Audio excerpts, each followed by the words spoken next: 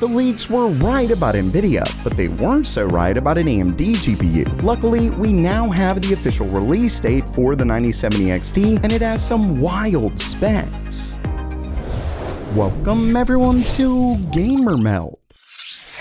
But first, I couldn't believe it when I saw it. Less than 70% of you who regularly watch my videos are subscribed. What are you doing? If you love keeping up with all the latest PC hardware news, make sure you subscribe and hit that bell icon so you can stay up to date on all the latest PC hardware news. Okay, it's news time, and first up for today, recent rumors for Nvidia's upcoming RTX 5000 cards have been spot on. If you remember, I discussed this leak right here on the embargoes for the 5070 Ti, and in it, the leak claims that the release date is February 20th.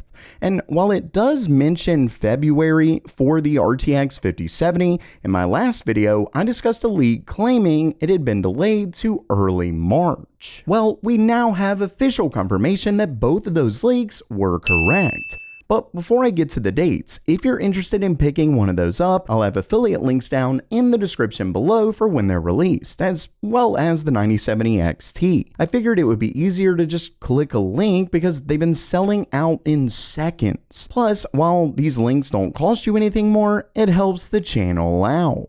Now, when it comes to those dates, as you can see right here, this was posted by the official Nvidia GeForce X account, and as you can see, they tweeted GeForce RTX 5070 Ti availability starts, guess what, February 20th at 6 a.m. PT. Like I said, the leak was spot on.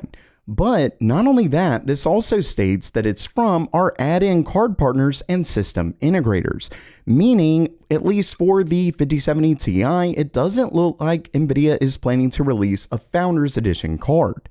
But the news does not stop there, because we also have the regular 5070. And speaking of, while this does list both the 5070 Ti and 5070, further proof of the 5070 Ti not having a Founders Edition card is right here, where it just shows the RTX 5070.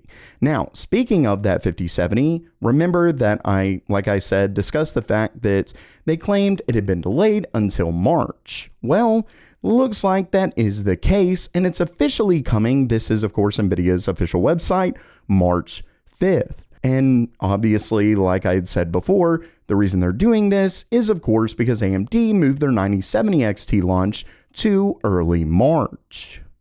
Now, unfortunately, not all leaks have been correct, because if you saw my recent video, you know that I discussed a leak about the 9070 XT potentially getting 32 gigabytes of GDDR6 memory. Now, obviously, that is a little bit excessive, but it was pretty exciting, but unfortunately, it is not correct, at least mostly, because as you can see right here, Frank Azor himself responded to this post where he states, no, the 9070 XT card is not coming in 32 gigabyte capacity.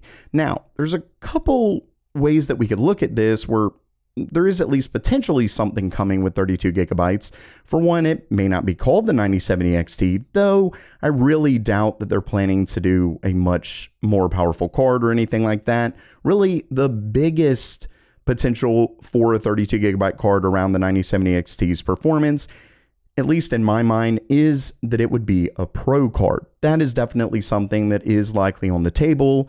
Don't forget, he specifically stated the 9070 XT card is not coming in 32 gigabytes, but that Pro card would, of course, be called something different. Either way, that was a story that I discussed, so I wanted to correct that. With that said, I do have some good news, because we finally have an announcement date. As you can see right here, David McAfee, who is of course the VP and GM of Ryzen CPUs and Radeon Graphics at AMD, and he claims the wait is almost over. Join us on February 28th at 8 a.m. Eastern Time for the reveal of the next-gen Radeon RX 9000 series. Get ready to make it yours when it hits shelves in early March. And of course, that does sort of make it sound like they're not only releasing the 9070 XT in March, but potentially even the regular 9070. So that's great news, but the news gets even better because we also have a leak with official specs. And the reason I say official is, well, I'll get to that in just a second, but starting things off, as you can see right here, this person shared a box for a Power Color 9070 XT Red Devil. And when we look at that, you can see that it comes with a whopping 64 compute units, which actually isn't all that much because that's actually right around, you can see here, 60 compute units. That's right around this 7800 XT. So I'm not really sure. I mean, leaks have claimed that we're looking at right at, but slightly under the 7900 XTX's performance. But with it having such fewer cores, that's definitely going to be hard. With that said, we sort of have an idea of how they may in fact be doing it, because you can see that it claims it requires a minimum of 900 watts or greater power supply. Holy crap! For reference, that is actually 100 watts less power supply requirement than the RTX 5090. So yeah, maybe they cranked it to like the absolute max that they possibly could.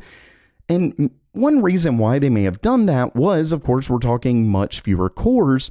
Maybe they did that specifically so they really could sell it for an incredible price. Of course, given the fact that electricity isn't free, at least for most people, it requiring quite a bit more electricity may ultimately end up costing more in the long run. I'm not really sure, but one of the reasons why I pretty much know that this is correct is because AMD's own Frank Azor commented on this and stated this. It says, there will be 9070 XT cards available at launch that will require lower minimum power supply wattages, as will there be plenty with 8-pin power connectors for worry-free upgrading. So that 100% confirms that this is a correct leak, just because if it wasn't correct, he would have just said, well, that isn't actually Power Color's box. That's not right. No. But yeah, he just said there will be stuff with lower wattages. And at least according to this, I will say that they show a 9070 XT Reaper, which is a lower end card.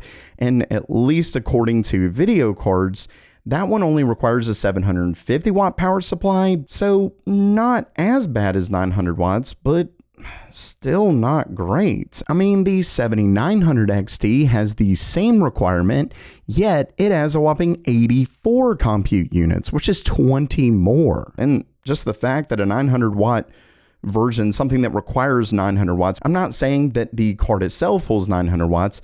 That is just the PSU recommendation, but still, once again, it's only 100 watts lower than the 5090. So yeah, unfortunately, it is looking set to at least potentially be a pretty big power hog. But of course, time, as always, will tell.